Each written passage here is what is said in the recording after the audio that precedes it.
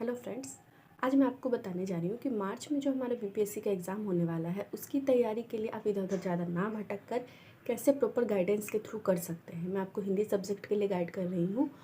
आप सबसे पहले जो हमारे एससीईआरटी और एनसीईआरटी की किताबें हैं उनका एक बार इंडेक्स चेक कर लीजिएगा। इंडेक्स इसलिए कि अब इतनी जल्दी में आप पूरी कहानी पढ़ नहीं सकते, क्योंकि 9th क्लास को ही अगर हम सिर्फ 9th क्लास को देखते हैं तो एससीईआरटी में 12 तो गद्य में है और 12 पद्य में है, ऐसे ही 10 में है और एनसीईआरटी में भी ऐसे ही है, 11-12 में भी 10-12 के आसपास है, तो इतना आप नहीं कर पाएंगे। लेकिन जो हमारे इंडेक्स है, अनुक्रमिका जो है, उनको आप ध्यान से देखिएगा ताकि आपको ये चीज़ समझ आ जाए कि हमारी जो किताब है उसमें कौन कौन से कहानी लगी हुई है, निबंध लगे हुए हैं, कुछ रेखा चित्र है, कुछ संस्मरण है, तो ये कौन कौन से हैं और इन्हें किसने लिखा है और ये जो ये किस विधा की है, यानी कि कौन सी इनमें कहानी है, कौन सी निबंध है, ये आपको ज़रूर पता होना चाहिए। और ये अगर आप कर लेते हैं तो ये आपको फ्री के ही नंबर मिल जाएंगे, ऐसा आप समझिए। ठीक है, इसको आप ज़रूर कर लीजिएगा, आप एससीईआरटी का भी और एनसीईआरटी का भी। अगर आप 9-10 की तैयारी कर रहे हैं तो आप 6 से लेके 9-10 तक देख लीजिएगा। अगर आप 11-12 की तैयारी कर रहे हैं तो आप 6 से लेके 11-12 तक का एससीईआरटी एनसीईआरटी दोनों ही देख लीजिएगा। हमारी जो 9-10 की गोधुली है, हिंदी की किताब है, उसका नाम है गोधुली। ठीक है, एक वर्णिका है। वर्णिका में आपको नहीं देखना है, गोधुली में आप देख लीजिएगा।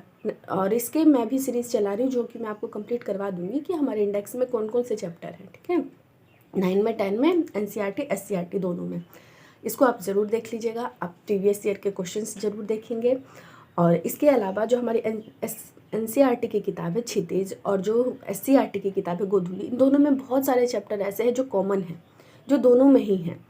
तो जो चैप्टर इंपॉर्टेंट है, जैसे प्रेमचंद्र जी की कहानियाँ हो गई या प्रेमचंद्र जी का कोई उपन्यास है, ये सब आपको ज़रूर पता होना चाहिए। या फणीश्वर नाथ रेणु, स्पेशली जो बिहार के लोग हैं जैसे रेणु जी हैं, तो इन सब के आपको ज़रूर से ज़रूर ध्यान रखना है। फिर हमारी जो गोधुली है उसमें राजेंद्र प्रसाद के द्वारा भी लगा हुआ है 1-2 निबंध। इन सब चीज़ों को आपको ज़रूर देखना है और अपनी तैयारी करते रहिए।